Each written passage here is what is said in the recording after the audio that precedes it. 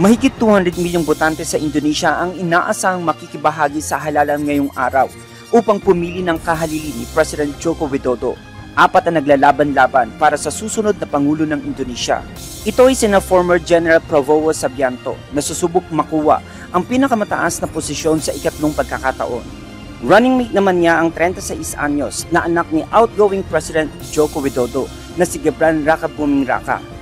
Kasama rin sa mga kandidato ang former Education Minister at Jakarta Governor na si Anies Baswedan at dating Central Java Governor Ganjar Pranowo. Bukod sa presidente, kailangan din pumili ng Indonesians ang isang bagong pambansang kapulungan ng mga kinatawan at iba't ibang lokal na mambabatas.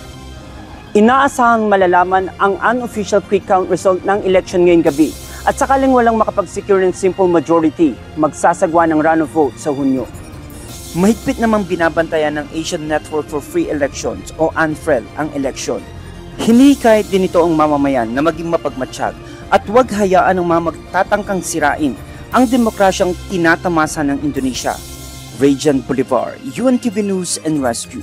Diyos ang aming sandigan, serbisyo publiko ang aming pinahahalagahan.